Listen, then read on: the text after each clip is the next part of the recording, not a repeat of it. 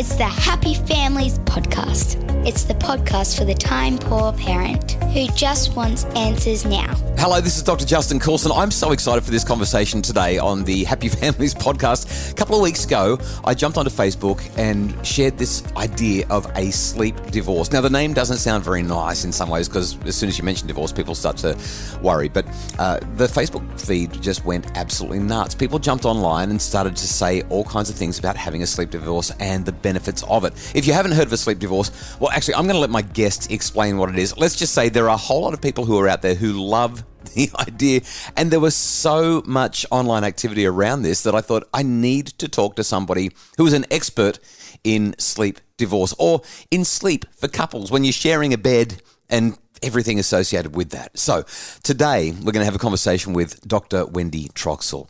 Dr. Troxell is a senior behavioural scientist at the RAND Corporation and adjunct faculty at both the universities of Pittsburgh and Utah, licensed clinical psychologist, certified behavioural sleep medicine specialist, several more than that, now years of clinical and research experience in sleep medicine. I could go on. The bio is impressive, but Wendy's written this great book called Sharing the Covers: Every Couple's Guide to Better Sleep. And I wish that I'd found this book when I first got married. So my wife Kylie and I, when we started sharing a bed, we couldn't sleep. We couldn't touch each other. We found that as soon as we touched each other, there was all of this, I'm going to use the word stimulation, but not necessarily in the way that people might think. And we just couldn't get any sleep. Wendy, thanks for joining me on the Happy Families Podcast. Is this a common thing? Do people struggle to sleep in a bed together? Well, thanks so much for having me. It's a real pleasure. And yes, it is sort of surprisingly common and yet so thoroughly discussed and understood, which is why one of the major reasons why I wanted to write the book, compiling all of what is known from a scientific basis and also the clinical evidence concerning both the pros and cons of sleeping together or apart, and giving couples real strategies and solutions to find out what's going to work best for them in the bedroom when it comes to sleep, not just sex. I think this is fascinating. Until recently, I'd never heard of this idea of a sleep divorce, certainly had never contemplated it at all. It was just a given that my wife and I were going to sleep in the same bed together, and we do, and we've talked about it, and I'll get to that shortly. But since this conversation on Facebook a few weeks ago, I keep meeting people who tell me that they are in committed relationships, but they sleep in separate beds, and they often sleep in separate rooms as well. And obviously discovered the informal term, getting a sleep divorce. Just tell me a bit more about the whole idea of a sleep divorce. Why do people have a sleep divorce?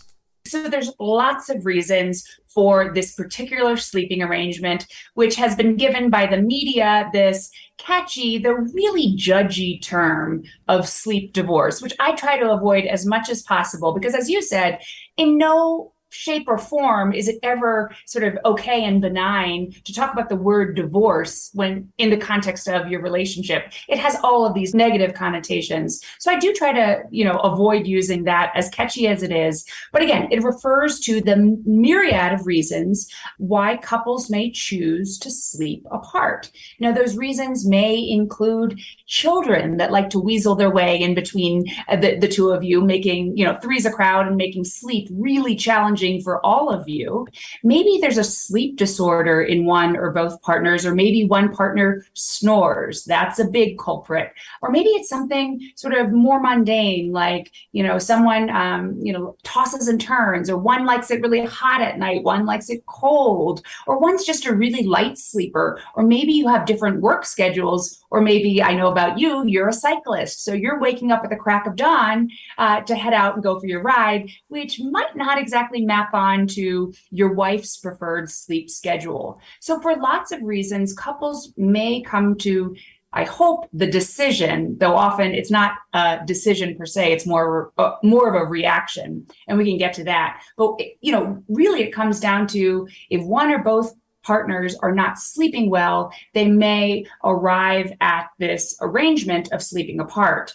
Now, how they arrive at that arrangement is really the most critical thing. As I said, if it's an active decision based on a healthy and open and honest conversation between partners, that could have no ill effects. In fact, it can have benefits for a relationship, particularly if both partners are going to sleep better.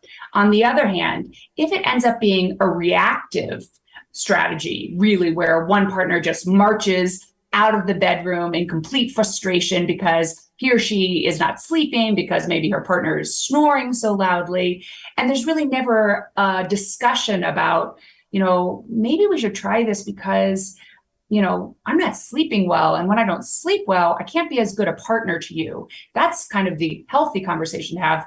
But if that doesn't happen, if it's just sort of reactive and angry, that's when sort of resentment and a sense of abandonment might occur. And again, that's one of the reasons why in my book, I help couples start having these conversations about this critical third of our lives. We really do spend about a third of our lives asleep.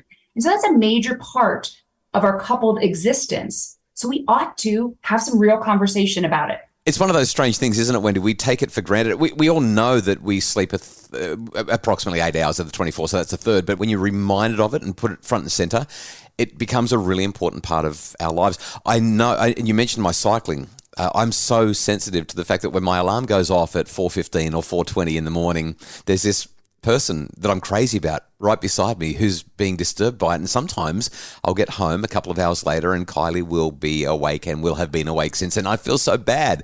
We'll talk about my conversation with Kylie about a sleep divorce shortly. What I'd like to know now, though, is you've written a book about this. I mean, about how we can sleep well as a couple, sharing the covers. And when you wrote the book, what science did you find that would support a sleep divorce? So some of the research I discuss concerns the impact of sleep loss on relationship functioning. So we know from my work and others that, when we're not getting the sleep we need, our communication skills suffer. We're more prone to mental health problems like depression and anxiety, which are going to have a negative impact on relationships. We're more prone to conflict. Our frustration tolerance is lowered, so we're more likely to snap at our partner. Interestingly, we also have less empathic accuracy, which is the ability to read and understand your partner's emotions, which, as you know, is absolutely critical in the context of a relationship. So how you sleep can actually impact the quality of your relationships.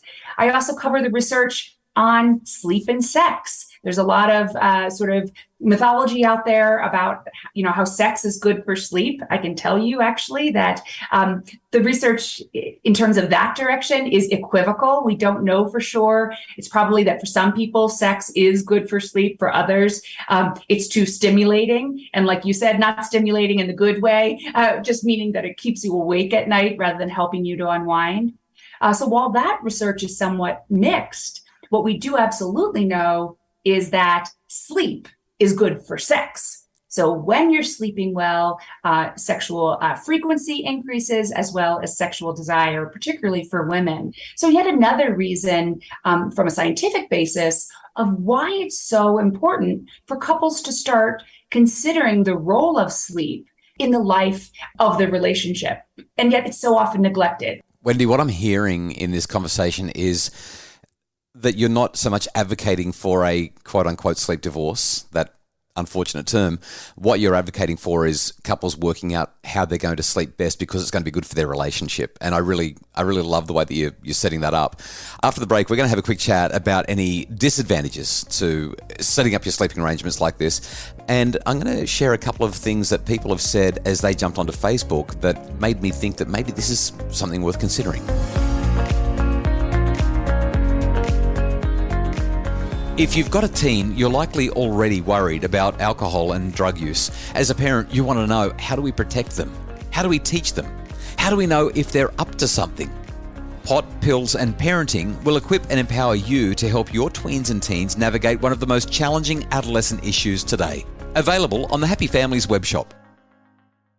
It's the Happy Families podcast, the podcast for the time-poor parent who just wants answers. Now, today, my guest on the podcast is Dr. Wendy Troxell. Wendy is the author of Sharing the Covers, Every Couple's Guide to better sleep.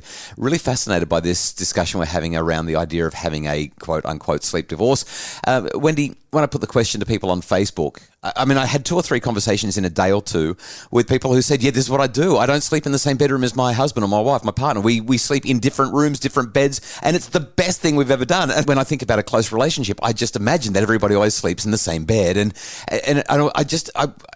I'm even struggling for the words right now. I didn't know how to respond. So I threw it on Facebook, and here's what some people said. Let me read this one to you. The best thing we've done. We sleep better. We actually rest. We get up in a good mood and keep our identities separated in different rooms and get along well. Love it. We get used to sleeping alone while we're growing up. Then when we marry, we're supposed to sleep together and change our routine and get used to it. Just like that. It doesn't always work that way, and it's fine. Don't let society dictate your life. One mum jumped on and said, I would love to sleep divorce my kids.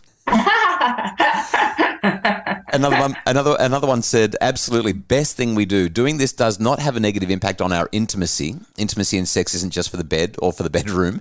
When the communication, affection, support, empathy, and love are strong in the relationship, it doesn't matter what bed you sleep in or if the children are in bed with you, because intimacy can be given and received in so many forms and places, and sex can be fun and fabulous anywhere. So we need to talk about the intimacy question in just a sec. 2 other quick comments. One person said, I give it 100 out of 10. 150% would recommend. It will save your marriage, not joking. And one last person said, done it, do it in fact, rate it so highly. So the overwhelming response from people was, this is great, but the overwhelming question that came through was, what about intimacy? How do you navigate that, especially if there are kids in the house and they're watching you go to one room and then it's sort of like musical beds? How do you navigate that as a couple? So that's sort of the single biggest concern. And as, an expert who studies sleep in the context of relationships, that's the one question I'm asked most frequently of all, that like, if I sleep apart, does it mean like the end of our sex life? And the answer is absolutely not. Many couples who choose to sleep apart actually find that it enhances their sex life. Because, by the way, one of the primary reasons given for not having sex is the old, I'm too tired for sex, honey. So by getting good sleep, you might actually be more inclined to have sex and enjoy it more.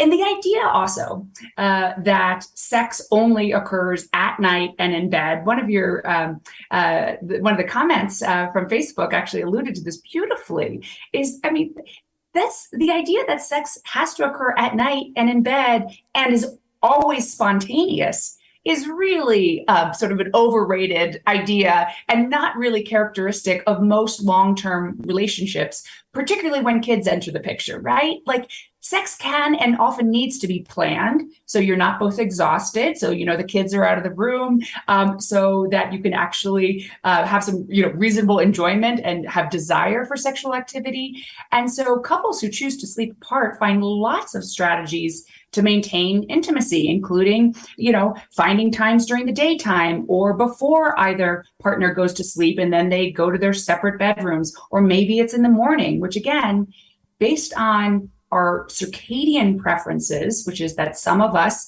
are more morning type people, some of us are evening type people. Those circadian preferences not only dictate or help to govern our sleep-wake schedules, but they also govern other activities, including our enjoyment for sex. So for some couples, it may be that other times of day that may be scheduled might be a better time for sex anyway. So there are certainly ways to maintain intimacy, even if couples choose to sleep apart. And the other thing I want to mention, even your reaction to this, that it was sort of breathtaking to you, the idea that some couples could say this strategy really works for the relationship, because it's so ingrained for so many that there is one way for couples to sleep, and that is together, and the marital bed is sacred. And I'm actually somebody who does believe in the sacredness of sharing time together in bed. But the idea that there's only one way to sleep together is a totally socially prescribed phenomenon. And it's actually varied tremendously across history and across cultures. And so we have this rigid sort of hold on the marital bed. And again, it's societally prescribed. And my message to couples, I'm not prescribing anything to any couples for such an intimate behavior.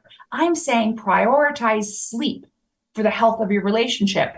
how you do that is really going to vary based on your own couple individual needs, preferences, and values. But do have a conversation about it with your partner, and do try to do everything you can to ensure that both you and your partner are getting the sleep you need to be the best partner you can be. Wendy, the more that I've spoken with people, and I reckon I've probably bumped into half a dozen people who have told me that this is what they do now. They sleep in separate rooms, even though they're in wonderfully happy relationships. It still seems like such an uncommon concept.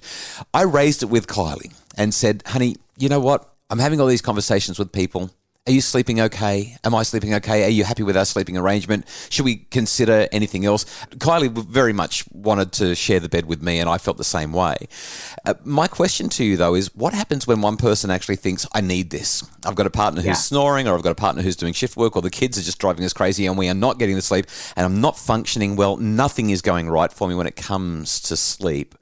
How do they navigate that when one partner is adamant that no, if we're married or if we're in this relationship, we show our commitment by sleeping together, and the other partner's going, yeah, but I'm quietly dying of exhaustion over here? Exactly. No, I see this quite a bit. And often couples who come to me in my clinical work, we have to negotiate these kind of issues where one partner is sleeping well and, really benefits from sharing a bed. And I don't want to at all underestimate that for many people, there are huge benefits of sharing a bed. The psychological sense of safety and security that you get from being close to a loved one at night, that's really important. The issue is that, on the other hand, if one partner is just for whatever reason not sleeping well, how do you come to grips and find a place of compromise for that? And I often work with couples on that.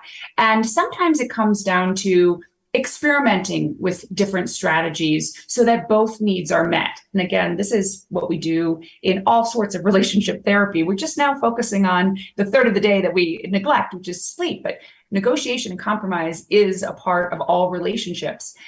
So for instance, it might be that the person who feels like I could never sleep apart from my partner because that really means something, like, our shared time in bed is a cornerstone of our relationship. It's really hard for that person to even fathom the idea of sleeping apart. So I might suggest to them, but the other person is as you said, just struggling, starving for sleep and really suffering. And that we know could have a negative impact, not only on the individual, but also on the relationship. So I might suggest to that couple, well, first of all, let's find out what's going on with the partner who's not sleeping well. Do they have a sleep disorder which needs to be treated? We'll work on that. Absolutely. Because an undiagnosed sleep disorder can have other ramifications beyond the relationship. And often that's true when it comes to snoring. I always say if snoring is causing a rift in your sleeping arrangements, first determine if that's a sign of another sleep disorder, such as sleep apnea, which really needs to be treated. Or maybe it's insomnia, which is also a clinical disorder, which has significant consequences both for the relationship and beyond. So make sure that's being treated. But beyond that, one partner is still just really struggling while sharing a bed. Maybe what you do is experiment with the idea of try this sleeping apart, maybe just on the weekend. Initially, or maybe it's actually one day during the week.